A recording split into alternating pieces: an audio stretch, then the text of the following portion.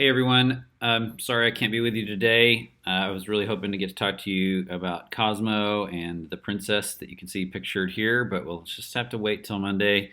Hope you enjoyed that whole chapter. It really does kind of bring the whole book together into a single little story, kind of a myth within a myth.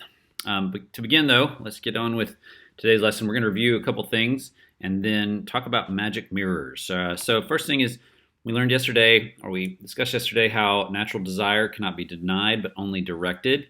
So this is the natural impulse. We called it the kindly inclining. It's always there. It hasn't been eliminated by the fall, and it will be there, as we saw with Dante, even in heaven.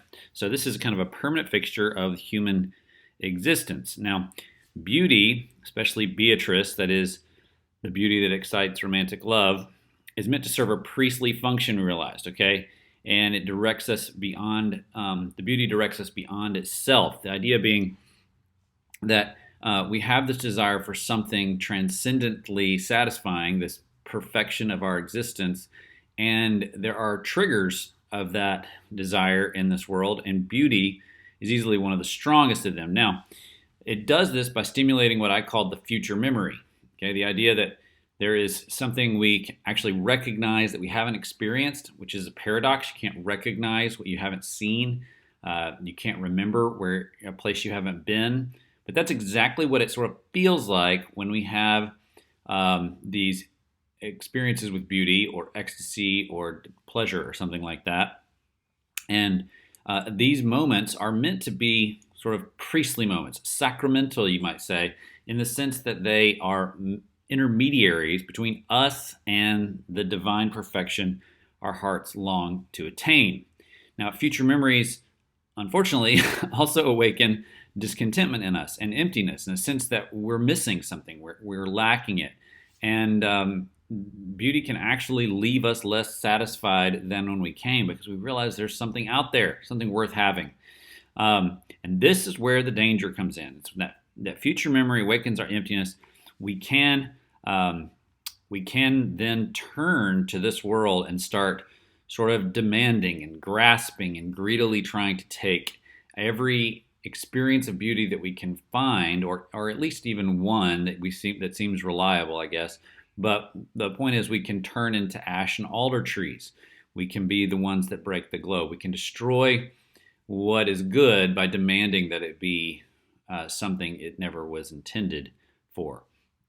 And so this is what happens, to lovers who can't break off a toxic relationship. They put all their hopes in that. This is what happens in drug use. This is, alcoholism.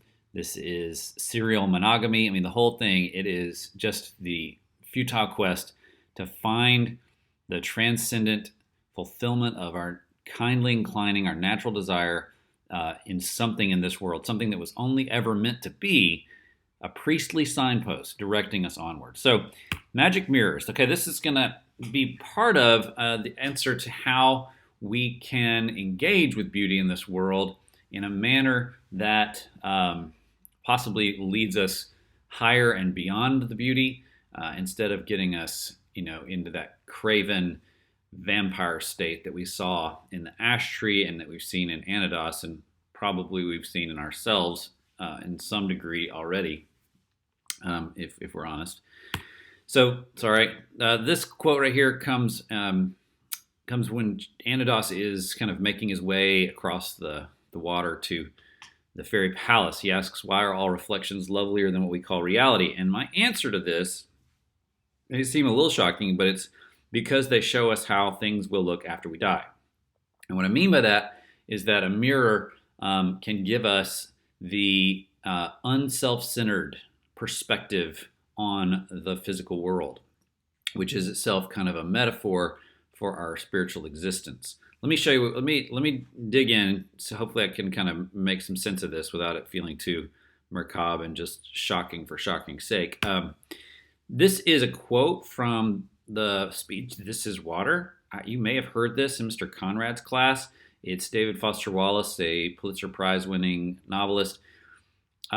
And he says he's talking to undergraduates about the power of their own liberal arts education, and his thesis ends up being that it helps to actually give you the ability to recognize what is painfully obvious but still seemingly hard to maintain as a way of thinking. That was really convoluted. The whole joke, this is water, is like there's these two fish and they're in the water, and a third fish comes up and says, "Hey boys, how's the water?" And one fish turns to the other one and says, "What the heck is water?" And his point is, like, we live in the midst of reality sometimes that we forget. And this quote here is the target reality. This is the most obvious thing in the world, and yet all of us live as though it isn't true. So he says, here's one example of the total wrongness of something I tend to be automatically sure of. Everything in my own experience supports my deep belief that I am the absolute center of the universe, the realest, most vivid, and most important person in existence.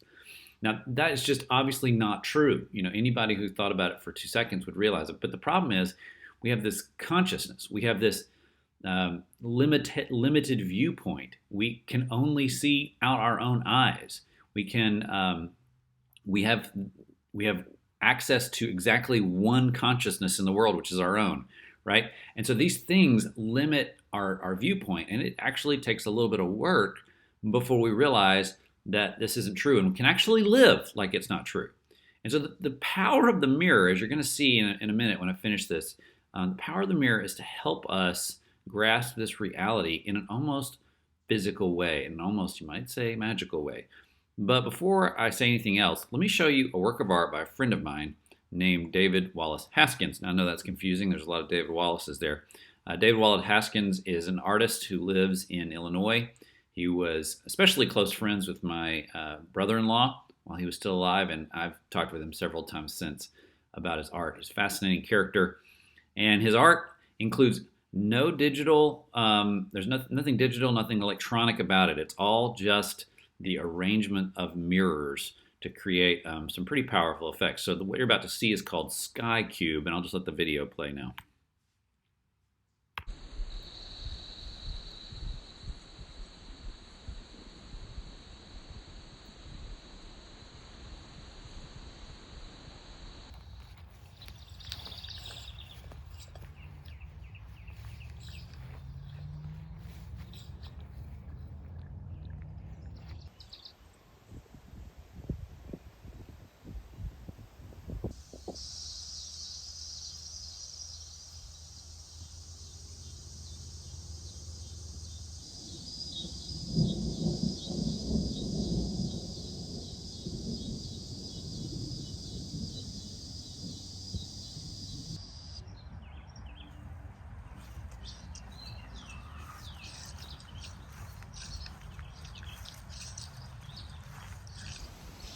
So if you're wondering how I pulled this off, inside that cube, if we were to kind of take the camera high, you would be able to see that the top of the cube is missing.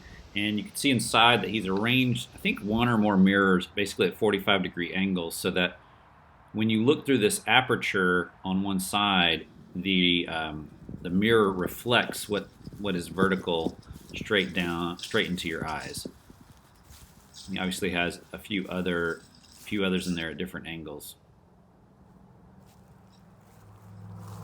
When he originally started this project, he would actually cut apertures in the walls of office buildings and put the mirror on the outside of it. So you had this kind of floating window of the sky sitting on the wall. It was pretty fascinating and downright magical.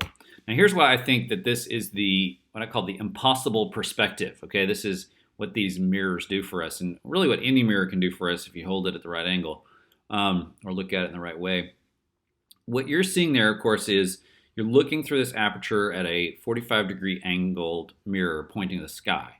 And what that means is that while you're standing there at a certain distance from Sky Cube looking at it, you actually have the vision that a person lying on the ground looking at the sky would have, right?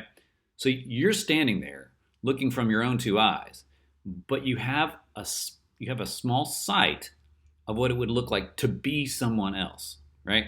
So in that small circle, it's like your own egocentric perspective is destroyed, and you have now the vision of someone else's eyes. You're kind of seeing the world um, from a non-egocentric perspective. And really, with SkyCube, that happens in multi directions. You get multiple visions of the world. You see what it'd be like to kind of stand there and frankly look back at you, or to stand in another world where things were slightly darker. And all of this, I think, I call this the kind of post mortem vision of the world, or what it's like to see after death, because I don't think we stop living after our bodies die. I think there is a vision of the world that continues for us. And one day, I believe in the resurrection.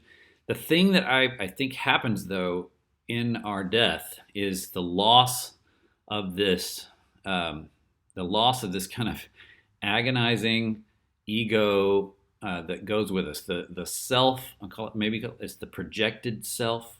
That version of you that you're constantly managing, constantly worried about, hoping that you will only present to the world exactly what it is you want, and they will perceive in you exactly what it is that they like. And so it's something we all deal with, and it leads to all sorts of heartache and frustration and stress in this world. It's why we get angry at traffic, as though the universe cared about where you wanted to be, like as though this whole traffic jam was designed to just tick you off today on your way to work or something. And, we respond to frustrations as though they were personal, and they're just not. We're just not the center of this world. And when, unfortunately, when we look at other people and we relate to other people, we're constantly thinking about whether we measure up to them, whether we're better than them, whether we're worse than them. The social media has, of course, exacerbated this to kind of an astronomical level. And I mean, I certainly do it, and I don't even use social media. I'm constantly measuring myself against people around me because I live with this disease of my self-interest, my egocentric perspective. The gift of the mirror is to give me just a brief glance away from that, especially a mirror like the one David Haskins made. And we saw the same kind of thing taking place in Dante in the Purgatorio. He was free to look at Beatrice, but only after, do you remember? Only after he had fully borne the weight of his own sin. In other words, when he saw that selfish, egocentric person in his full ugliness and confessed it and wept, then when that part of him had died, you remember how harsh Beatrice was to him? She was so merciless, it seemed like at the beginning. It's because she knew that if he was going to see Christ, it was only going to happen through the death of this self, this person that had indulged in all kinds of pride and all kinds of lust after her death, back in his real life. And when he finally surrendered that part of him, when that part of him was mortified, then he could look at the beauty, and then he could see the griffin, and then he realized that he had been longing for Christ all along, even when he longed for Beatrice. And so that's a little bit of why I think mirrors are magic mirrors. This is the Bean in the city of Chicago. I saw it several times in Grant Park. If you ever have a chance, it's totally worth seeing. It's got its own magic, of course. But the thesis for the day, again, then, is that mirrors are magic mirrors because they give us a vision of the world without kind of liberating us from our ego prisons, our sort of self-centered perspectives. And they give us just a small glimpse, a small reminder of the ultimate destination, which is for us to be able to love this world as it is, to liberate it from our self-interest, and to freely just receive it and let it go without any demands on any demands on it, without any kind of selfish motive. All right, thanks for listening, and I'll see you guys Monday.